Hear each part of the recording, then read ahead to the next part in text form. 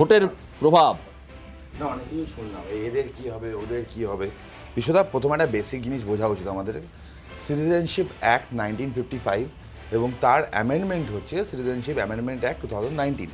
তো citizenship act 1955 অনুযায়ী section 3, 4, 5, 6 মানে by birth, by descent, by registration এবং বাই ন্যাচারালাইজেশন, এই পদ্ধতিতে আগে যেমন ভারতের নাগরিকত্ব মানুষরা পেত বিভিন্ন দেশ থেকে আসা, ভবিষ্যতেও সেটা থাকবে। একটা স্পেশাল প্রভিশন হলো। কেন দরকার কি? আসছি একটা স্পেশাল প্রভিশন হলো 2019-এ, পাশের দেশ থেকে ধর্মীয় কারণে উৎপীড়িত হওয়া লোকজনকে নাগরিকত্ব দেওয়া হবে। এবার সেখানে যা অদ্ভুত লজিক চলছে। কীরকম লজিক চলছে? লজিকটা চলছে, এটা আর্টিকেল 14 ভায়োলেশনের কথা হচ্ছে। সংবিধানে নাকি আর্টিকেল 14 সমতা কথা বলে, সেটা নাকি ভায়োলেট হচ্ছে। আর্টিকেল 14 একটা ক্লাসে মানে এক্সেপশনের কথাও বলে, এটাকে বলে রিজনেবল ডিফারেন্সিয়া। একটা মানুষ অত্যাচারিত হয়ে যারা আসছে আর যারা অত্যাচার করছে, দুটো সেম ক্লাসের মধ্যে পড়ে না।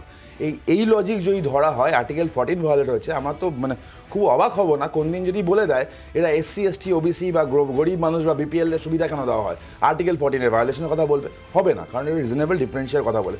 আজকে তৃণমূল থেকে একটা অদ্ভুত যুক্তি ছড়ানো হচ্ছে। দাদাও, শুভময় দাও একটুখানি করলো, ভাব নিল যে হচ্ছে এদের মাঝখানটা কি হবে, এদের কি হবে। তৃণমূল থেকে বলা হচ্ছে কোনো দরকার নেই। না দরকার হলে কি হবে জানো? একটা লাইন পড়তে হবে আমাকে, বিষয়টা একটু টাইম লাগবে।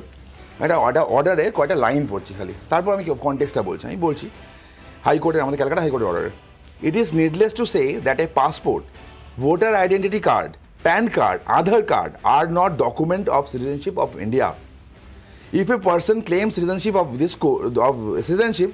this state, he must provide her citizenship under he must prove her citizenship under Part 2 of the Constitution of India. Article 9 of the Constitution state that no person shall be a citizen by virtue of Article 5 or deemed to be a citizen in India by virtue of Article 6 or 8 if he has voluntarily acquired citizenship by any foreign state. কেন? এটা কার judgement? এটা একটা বিখ্যাত judgement. কিন্তু আমি আসছি দাদা, বলতেই তো হবে। এই যে এগুলো বলছে না, এটা হচ্ছে আলো রানী মণ্ডল, তৃণমূলের ক্যান্ডিডেট ছিল, যে হাইকোর্টে গেছিল, যার মামলা ডিসমিস হয়, তার কাছে আধার কার্ড ছিল, তার কাছে ভোটার আইডি ছিল, কিন্তু তারপরও হাইকোর্ট বললো তুমি বাংলাদেশি ন্যাশনাল। আজকে আধার কার্ড, ভোটার কার্ড অনেকের কাছেই আছে। তৃণমূলের ট্র্যাপে যদি কেউ পা ফেলে, ভবিষ্যতে যদি কোনো প্রবলেম হয়, বা আজকে বিজেপি সরকার আছে, অন্য কোনো সরকার আসবে, তখন সেম কথা তো আসবে। তাহলে এই ট্র্যাপের মধ্যে ফেলছে কেন মানুষকে? যেটা দিয়ে শেষ করলো, আমি সেটা দিয়ে শুরু করছি। ভবিষ্যতে আজকে বিজেপি সরকার আছে, অন্য কোনো সরকার আসতে পারে। দেখো ভবিষ্যতে এই যে আধার কার্ড, আমাদের pan card, passport, voter I card, এগুলো তো আমি জন্মের সময় পকেটে নিয়ে জন্মাইনি না, কেউই করেনি। এগুলো তো ভারত রাষ্ট্রই আমায় দিয়েছিল। এবং স্বাধীনতার পরে 75 বছর ভারত রাষ্ট্র আমাকে বলেছিল তোমার কাছে এই কাগজগুলো আছে মানে তুমি ভারতের সিটিজেন। আজকে তরুণ যে প্রশ্নটা তুলছে যে 75 বছর পরে যদি ভারত আমাকে এই কথা বলতে পারে যে একদিন যেগুলো বলেছিলাম ওগুলো লাভ বলিস, আসলে এই দিয়ে হবে না, তোমার আর একটা কার্ড লাগবে, CA এর কার্ড, তাহলে আজ থেকে 10 বছর পরে, 15 বছর পরে নতুন গভর্নমেন্ট আমাকে তখন বলতে পারে তোমার CA দিয়ে হবে না, তোমার ABC লাগবে, তোমার PQR লাগবে, XYZ লাগবে। সুতরাং তরুণ যেটা দিয়ে শেষ করলাম ওটা দিয়ে শুরু করছি। সেক্ষেত্রে যদি এই 4-5টা ডকুমেন্ট যেগুলো কিনা এই ভারত রাষ্ট্রই আমাকে দিয়েছিল, সেগুলো যদি সাফিসিয়েন্ট না হয়, অন্য কোনো গভর্নমেন্ট এসে বলতে পারে একদিনের এগুলো সাফিসিয়েন্ট নয়, তাহলে আজকে যেটাকে সাফিসিয়েন্ট বা ম্যান্ডেটরি বলা হচ্ছে সেটা কালকে একজন গভর্নমেন্ট কেন বলতে উড়িয়ে দিতে পারে না। আমি কোনো আজাইরা কথা না শুনে এর একটা যুক্তিনিষ্ঠ স্পেসিফিক উত্তর চাই। আমি দুটো কথা বলি বিশ্বদা। প্রথম কথা হচ্ছে CPIM এর পক্ষ থেকে বলছি, আমরা প্রত্যেকজন বাংলাদেশ থেকে আসা হিন্দু মানুষকে ভারতের নাগরিকত্ব দেওয়ার পক্ষে, প্রত্যেকজন। এবং এইটা আমরা আজকে বলছি তা নয়, তখন নরেন্দ্র মোদী যখন গুজরাটের মুখ্যমন্ত্রী ছিলেন, মনমোহন সিং দেশের প্রধানমন্ত্রী, প্রকাশ কারাত আপনারা জানেন, মনমোহন সিংকে চিঠি লিখেছিলেন, যে চিঠি কদিন আগে অমিত মালভিয়াই প্রকাশ করেছিল, seeking asylum and citizenship of Bangladeshi Bengali refugees, যে তাদের প্রতি তাদের দেশে অত্যাচার হয়েছে, তাদেরকে টর্চার করা হয়েছে, তাদের প্রত্যেককে যেন ভারতের নাগরিকত্ব দেওয়া হয়। এবার আমার প্রশ্নটা হচ্ছে, আদনান সামি একজন পাকিস্তানি নাগরিক এবং পাকিস্তানি মুসলমান, তিনি কোনো ধর্মীয় কারণে পারসিকিউটেড নন। আমি একটা উদাহরণ দিচ্ছি, এরকম আরও উদাহরণ আছে। আদনান সামি যেহেতু সেলিব্রিটি, বিখ্যাত, সবাই চিনি, তাই তার নামটা বলছি। ভারতেরও যে 1955 সালের অ্যাক্ট বললো, সেই অ্যাক্ট অনুযায়ী যদি পাকিস্তানের একজন মুসলমান আদনান সামিকে নরেন্দ্র মোদী ভারতের নাগরিকত্ব দিতে পারেন বলিউডে গান গেয়ে পয়সা কামানোর জন্য, কোনো সে পলিটিক্যাল রিফিউজি হয়ে এসছে বলে নয়, তাহলে সেই অ্যাক্ট দিয়ে প্রত্যেকজন হিন্দু মানুষকে কেন নাগরিকত্ব দেওয়া যাবে না? আমি জাস্ট একটা কথা বলি, আমার কথাটা আমি শেষ করছি বিশ্বদা। আনকন্ডিশনালি আমি এটা জিজ্ঞেস করছি, এই ডকুমেন্ট দাও, তোমার ওই মাইগ্রেশনের সার্টিফিকেট, তার তুমি পারসিকিউটেড হয়েছিল তার ডকুমেন্ট, তোমার এত বছরের রেশন কার্ড, জমির দলিল, একটা কাগজ কেন চাওয়া? যদি আজকে মোদি ঘোষণা করেন বা যদি একদিন করতেন প্রত্যেকজন বাঙালি হিন্দু মানুষকে ভারতের নাগরিকত্বের জন্য, না বেশ আমি মেনে নিচ্ছি সিএ এর আইডি কার্ড দিয়ে দেওয়া হবে, সিপিআইএম সবার আগে সমর্থন করবে, আপনারা কেন কন্ডিশনাল করছেন? আমি এই গল্পটা আমি একটা ছোট্ট আমি রাজীবদের কাছে আসবো, সুমনের কাছে আসবো।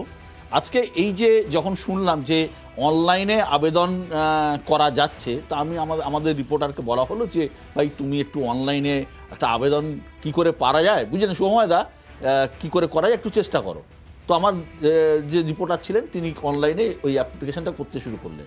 প্রথমেই যেটা চাইল মোবাইল নাম্বার, তো সেই রিপোর্টার তার মোবাইল নাম্বারটা দিতে রাজি হলো না, বললো আমি দেবো না, কারণ ওটা রেজিস্টার হয়ে যাবে।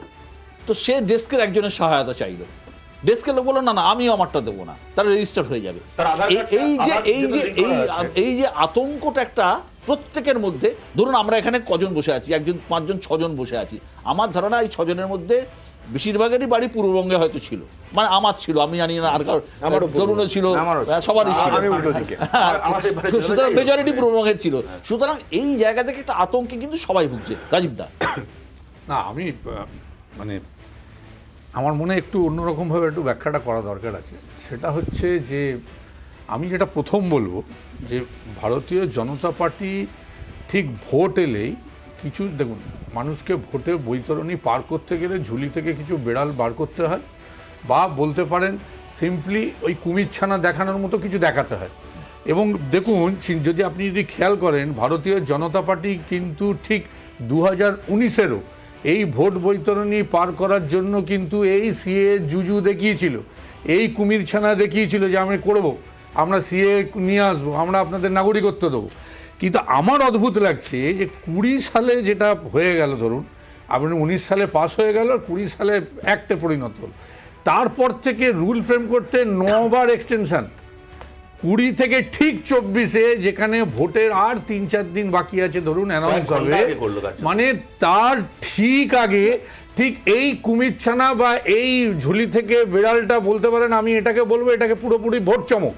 কেন আমি একটু অন্যভাবে ব্যাখ্যা করছি। একটু আগে আমাদের ভাই তরুণ জ্যোতি একটা কথা বলছিল যে কিছু হাইকোর্টের রায়টায় দেখিয়ে নিশ্চিতভাবে, আমি খালি তরুণ জ্যোতিকে একটা প্রশ্ন করি, তাহলে বর্তমান আমাদের দেশের যিনি মহামান্য রাষ্ট্রপতি থেকে শুরু করে আমরা আজকে যতজন এই প্যানেলে বসে রয়েছি, আমাদের কাছে কি কার্ড আছে যে আমরা তাহলে নাগরিক হলাম কি করে? যারা এই নাগরিকত্বের দাবি করছে তারাই ভোটে জিতে জনপ্রতিনিধি হচ্ছে, যদি তারা নাগরিক না হয় তাহলে তারা ভোটে জিতে কি করে নাগরিক হলো, তারা কি করে জনপ্রতিনিধি হলো? এবং নতুন করে আমাকে বলুন একটা কথা, না এটা খুব ভাইটাল প্রশ্ন। প্রথম কথা যেরকম আপনি এক্ষুনি আগে বললেন যে এই যে রুলটা যেটা ফ্রেম হয়েছে, এই রুলের মধ্যে কিন্তু আমি আবার বলছি এটা ক্ল্যারিটি নেই। কেন ক্ল্যারিটি নেই? আপনি তাহলে আমার আবার বক্তব্য, আমি আবার তরুণ জ্যোতিকে প্রশ্ন করছি, ভারতীয় জনতা পার্টিকে, যদি সিএ করার মনোবৃত্তি মনে হয় সিএই সব জিনিস, তাহলে আমাকে বলুন আধার কার্ড নিয়ে এলো কেন? একদম সুমন, তাহলে অন্যান্য আপনার এই নাগরিকত্বের জন্য যা যা পরিচয়পত্র দরকার সেগুলোকে জোর দিয়ে একদম সরকারি নথি যদি লাগবে সমস্ত কিছুতে করানো। তার মানে আপনি আজকে যেই অ্যাপ্লাই করবেন, আমি আপনাকে বলছি তার মানে এটা ঠিক এবং এটা বেআইনি হবে, এই কারণে কারণ আপনি অবৈধ অনুপ্রবেশকারী হয়ে গেলেন। একটা কথা, একটা সেন্টেন্স যোগ করছি।